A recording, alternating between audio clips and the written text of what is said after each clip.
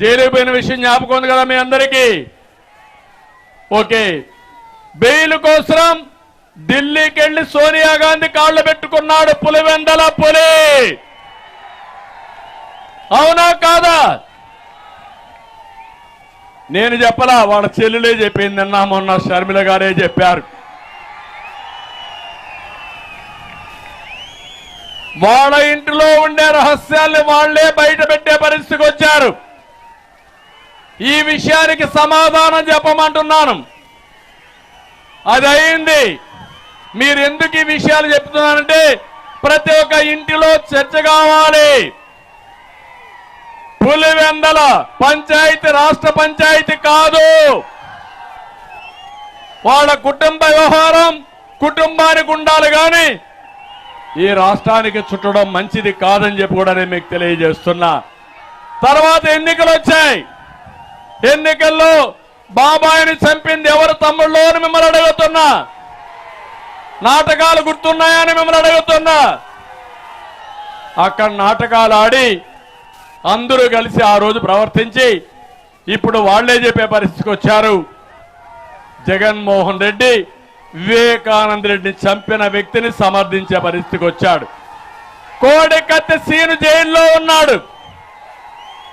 వివేకానంద రెడ్డిని చంపిన వ్యక్తి రోడ్ల మీద ఉన్నాడు. ఇది న్యాయం అని మిమ్మల్ని అందరికీ విజ్ఞప్తి చేస్తున్నా. అంటే ఇక్కడికి అయింది. ఈరోజు ఒక్క విషయం మీరు గుర్తుపెట్టుకోవాలి. మీరందరూ తమ్ముళ్ళు కొంచెం ఓపి పట్టండి. 2 నిమిషాలు ఓపి పట్టాలి, 5 నిమిషాలు ఓపి పట్టాలి. మీలో ఉత్సాహం, ఎమోషన్ చాలా బాగా ఉంది. మిమ్మల్ని చూస్తే నాకేమాత్రం అనుమానం లేదు. జగన్మోహన్ రెడ్డి చిత్తుగా ఓడిస్తారు. వైఎస్ఆర్ కాంగ్రెస్ పార్టీని చితకగొడతారు. సిద్ధమా అని మిమ్మల్ని అడుగుతున్నా. కానీ మీకు కూడా ఎన్నికల్లో మేము కూడా కొన్ని ఆయుధాలు ఇవ్వాలి యుద్ధం చేయడానికి. ఆ ఆయుధాలే ఈ సభ ద్వారా మేము ఇస్తున్నాం. మీరు ఆయుధాలను ఇంటింటికి తీసుకుపోవాలి. ప్రజల్ని చైతన్యవంతులు చేయాలి.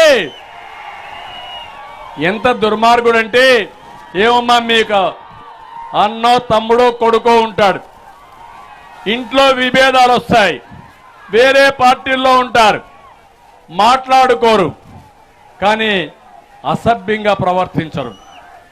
నా జీవితంలో నేను ఎప్పుడు పడని బాధపడ్డా, నా భార్యను అవమానించినప్పుడు నేను పడిన బాధ నా జీవితంలో ఎప్పుడూ మర్చిపోలేనని చెప్పి నేను మీకు తెలియజేస్తున్నా. ఎందుకు బాధపడ్డానంటే, ఎప్పుడు బయట రాని వ్యక్తుల గురించి నిందలేసినప్పుడు బాధపడ్డా. ఈరోజు మీరు చూస్తున్నారు, ఎవరినైనా ఈ రాష్ట్రంలో ఈ ముఖ్యమంత్రి జగన్మోహన్ రెడ్డి వదిలిపెట్టాడా అని మిమ్మల్ని అడుగుతున్నా. కడాన వాళ్ళ ఇంట్లో వాళ్ళ చెల్లిని వదిలిపెట్టాడా అని మిమ్మల్ని అడుగుతున్నా. తల్లిని వదిలిపెట్టాడా అని మిమ్మల్ని అడుగుతున్నా. ఇలాంటి వ్యక్తి మిమ్మల్ని నన్ను వదిలిపెడతాడా అని మిమ్మల్ని అడుగుతున్నా. అందుకే జగన్మోహన్ రెడ్డి వద్దు, రాష్ట్రాన్ని కాపాడుకుందాం, ముందుకు రమ్మని మరొకసారి పిలిపిస్తున్నా. సిద్ధమా అని మిమ్మల్ని అడుగుతున్నా. రెడీగా ఉన్నారా అని మిమ్మల్ని అడుగుతున్నా. నన్ను గురించి మాట్లాడుతున్నారు. వాళ్ళ పంచాయతీ వాళ్ళు తేల్చుకోకుండా నన్ను గురించి మాట్లాడుతున్నారు.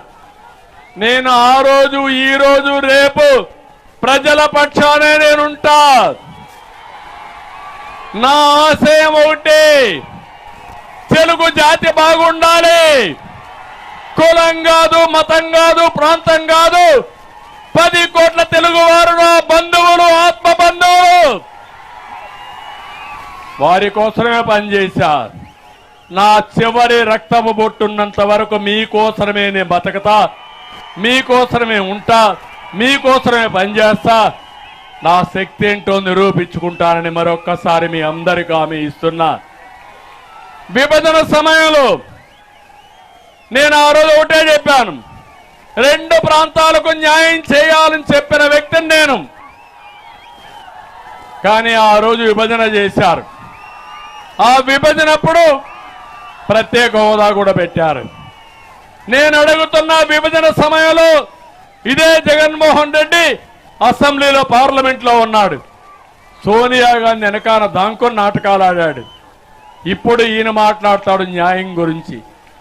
అందుకే ప్రజలకు అందరికీ విజ్ఞప్తి చేస్తున్నా, తర్వాత నేను బీజేపీతో ఉండి రాష్ట్రాన్ని అభివృద్ధి కోసం ముందుకు చేశాం.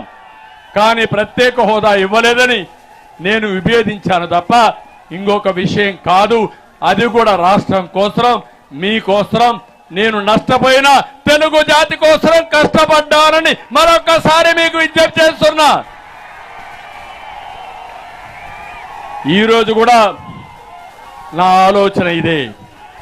అదే జగన్మోహన్ రెడ్డి ఓసరవిల్లి రాజకీయాలు చేసి బెయిల్ కోసం రాజకీయం, కేసుల కోసం రాజకీయం, రాష్ట్రాన్ని తాకట్టు పెట్టి ప్రత్యేక హోదా కోసం ఎన్ని మాట్లాడాడంటే మా యువత గుర్తుపెట్టుకోవాలి.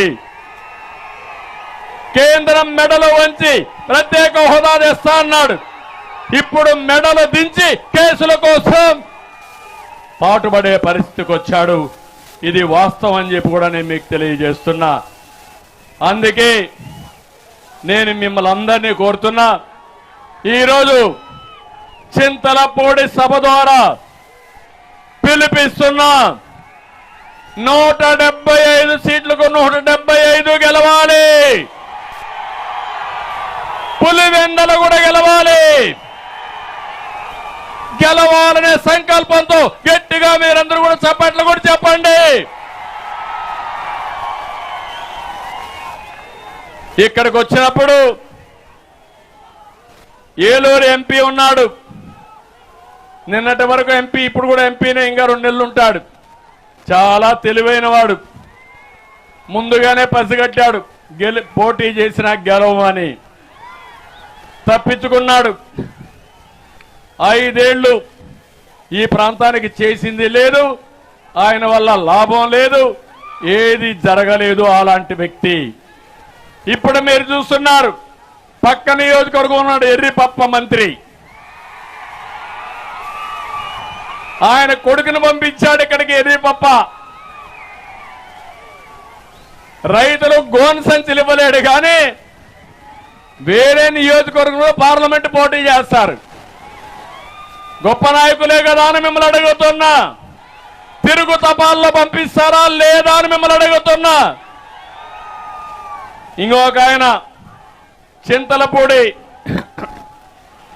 చింతలపూడి ఎలీజా గ్రాఫ్ పడిపోయింది, నీ చీటీ చినిగిపోయిందన్నాడు జగన్మోహన్ రెడ్డి. అమలాపురం పంపిస్తా అన్నాడు. ఈయనన్నాడు నా గ్రాఫ్ పడిపోతే నీ గ్రాఫ్ పెరిగిందా, నీది పడిపోయిందని చెప్పాడు. చెప్పాడా లేదా? జగన్మోహన్ రెడ్డి గ్రాఫ్ పెరిగిందా తమ్ముళ్ళు? పెరిగిందా ఆడబిడ్డలు? రేపు ఎన్నికలు వస్తే తెలుస్తుంది. ఊరు తిరగబడుతుంది, ప్రతి ఒక్కరు తిరగబడతారు. అది జరగాలి. జరుగుతుందా లేదా? పాపం ఎలీజా పని అయిపోయింది. ఇంకో పక్క అతను ఒక ప్రశ్న వేశాడు, మేము ఎస్సీలం, మాకు సామాజిక న్యాయం లేదన్నాడు. నేను అడుగుతున్నా, ఈ గోదావరి జిల్లాలో పెత్తనం ఎవరిదండి? మిథున్ రెడ్డి పెత్తనం. ఎవడి మిథున్ రెడ్డి? ఎవరా మిథున్ రెడ్డి? పెద్దిరెడ్డి కొడుకు. ఇది సామాజిక న్యాయం అవునా కాదా? అలాంటి వ్యక్తులు ఇక్కడికి వస్తే ఒప్పుకుంటారా అని మిమ్మల్ని అడుగుతున్నా. పాపం ఎలీజా చెప్పిన దాంట్లో ఊటి వాస్తవం ఉంది. ఈ పార్టీలో సామాజిక న్యాయం లేదు, ఎస్సీలంటే చిన్న చూపు ఉందన్నాడు. అది కరెక్ట్, నేను కూడా ఒప్పుకుంటున్నానని చెప్పి మీ అందరికీ తెలియజేస్తున్నా. ఉంగుటూరు ఆయన ఉన్నాడు, ఎమ్మెల్యే పుప్పాల వాసుబాబు. ఉంగుటూరును దోచేస్తున్న వస్తువుల రాజా. చెరువులు, తాడిపూడిక కాలువలు, కడాన పోలవరం కుడి కాలువ మొరం కూడా దోచేశారు తమ్ముళ్ళు వీళ్ళంతా కలిసి. చూశారా కుడి కాలువ? చూశారా గట్లు? దోచేసిన వ్యక్తులు అవునా కాదా అని మిమ్మల్ని అడుగుతున్నా. వర్షాలు వస్తే ఆ కాలువలు ఏమవుతాయి? కొట్టుకొని పోతాయా లేదా?